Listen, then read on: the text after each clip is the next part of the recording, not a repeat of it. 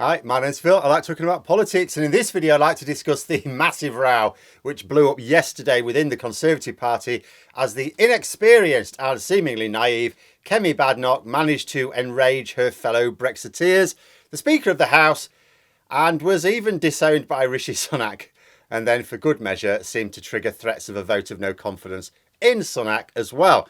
But first, if you'd like to be notified of daily news and politics, please subscribe to the channel. So, if anyone doubted that Conservative MPs are bent on self-destruction, I think yesterday should have put those doubts to bed. Kemi Badenoch, who was a surprise entry into last summer's leadership contest after Boris Johnson announced his resignation, was in the spotlight yesterday.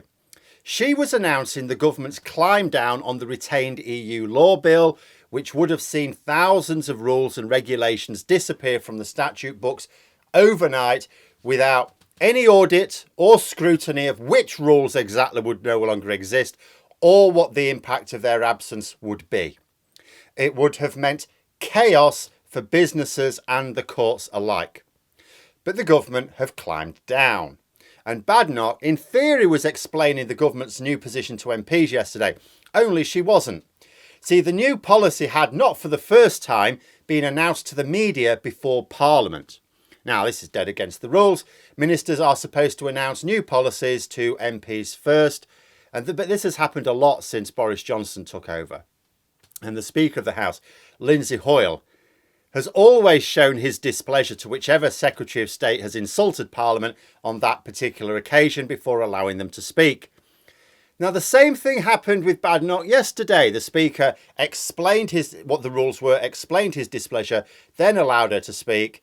But then, presumably, because she's so inexperienced and despite her background obviously none too bright, instead of offering up the usual fake apology, "Oh, I'm sorry, it won't happen again, not till the next time anyway," safe in the knowledge the Speaker has no power to do anything about it, she instead dismissed Hoyle's concerns as a sort of, "Oh, that's your problem, mate, and it not mine," sort of attitude. Well, Hoyle blew up. "Who do you think you're speaking to?" he began as he tore strips off her.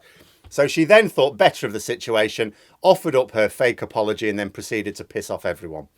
During the proceedings, and again, as a result of her position being attacked by both opposition MPs and the hardline Brexiteers on her own side of the House, she suggested that she must be getting things right because both Labour and the ERG appeared to be on the same side.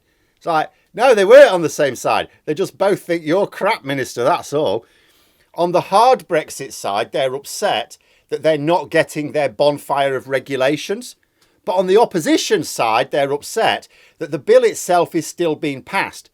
Because although it sounds like a pragmatic move to not use the bill to destroy thousands of pieces of legislation, it still exists to remove hundreds without proper parliamentary scrutiny. The bill's only purpose is to allow government ministers to remove laws without having public discussion or parliamentary process.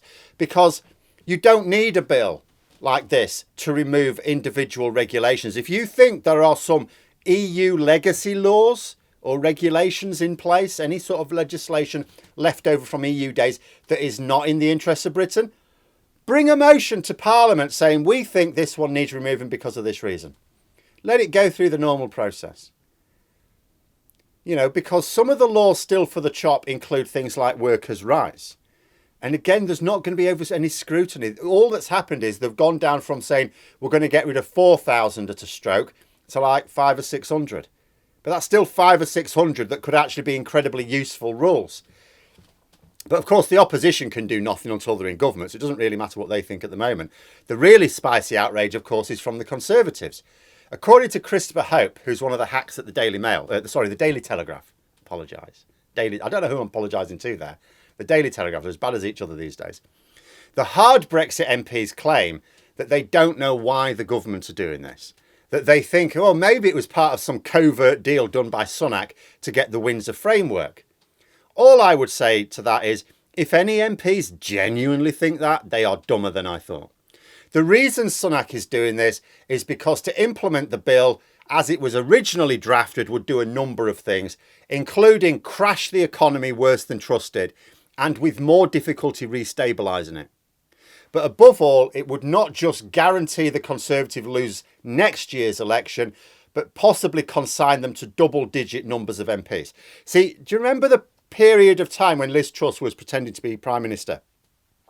And the polls towards the end suggested that on a bad day, the Conservatives might not win any seats at all in the general election.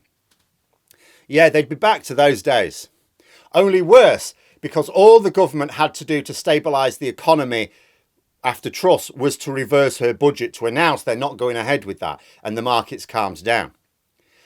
The damage was still done. Your pension pot is still about 15% smaller than it was, but nonetheless, the damage stopped happening. If all those rules and regulations were to suddenly disappear, no one knows what's going on in the country. I don't know that it would be either quick or simple to restore. Not that this would be a problem for the likes of Jacob Rees-Mogg, the one who drafted the bill. He'd be making a fortune short in the pound again, no doubt. But as for the suggestion that it was something done for the EU, I don't really know how they imagine that works. Because as far as the EU is concerned, if we'd gone ahead with this insanity, we would do more harm to us than to them.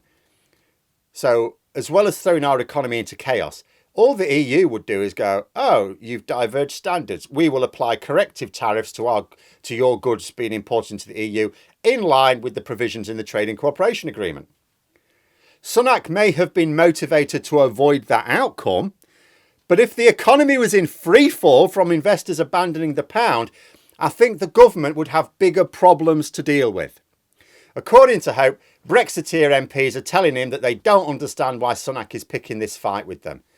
All escalated to the point where there are now threats of letters going into Sir Graham Brady, chair of the 1922 committee. Now, just to be clear, this is not going to come to anything. Just to dial things down, there's a huge point of interest here, but it is not that Sunak's position is under threat.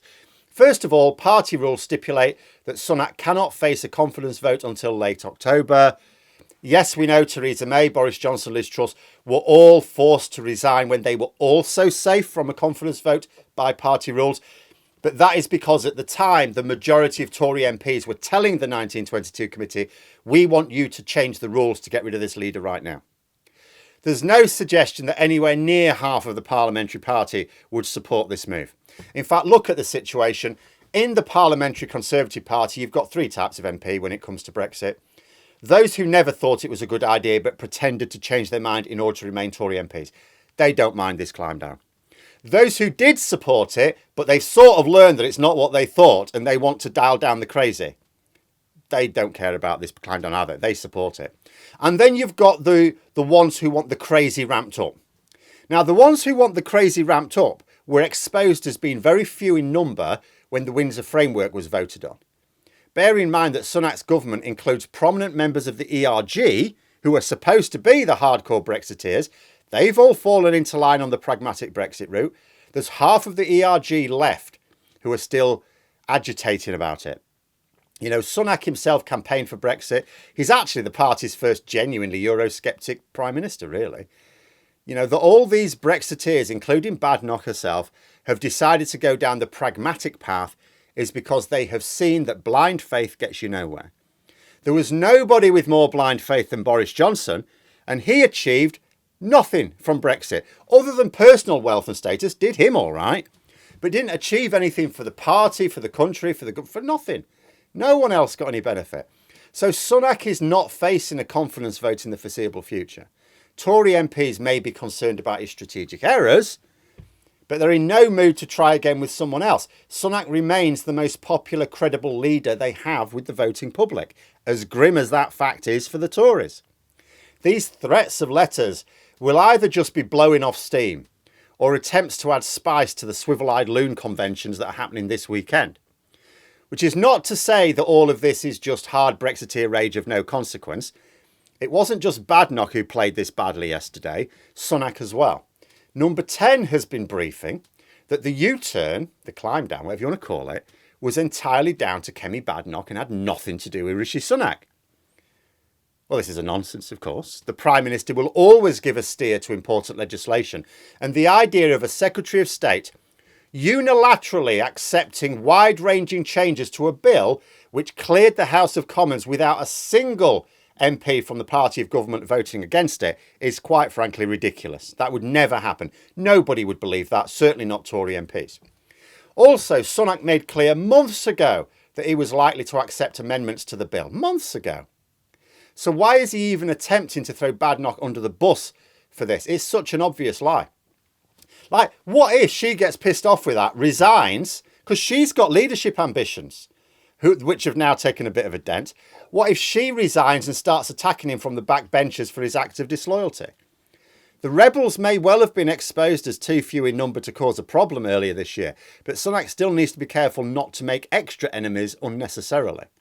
Frankly, the only member of his cabinet that he needs to deal with right now is Suella Braverman. It's becoming clear that her culture wars are not only not helping the Conservatives, but actively causing it problems. Because they're not enough to give them enough support in the red wall to win those, and they're only hurting them in the blue wall. You know, this isn't going to end up with Sunak being toppled, at least not this side of summer, and probably not this side of the election.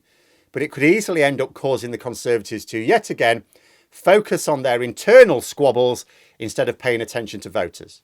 In the confusion, they'll just find themselves that much closer to the general election, with the public increasingly seeing them as nothing more than fighting rats in a sack. But there we are. Those are my thoughts. Let me know yours in the comments below. I hope you found the video interesting. If you did, please click the like button. And if you'd like to support the channel further, the join button for memberships. And until next time, I'll see you later.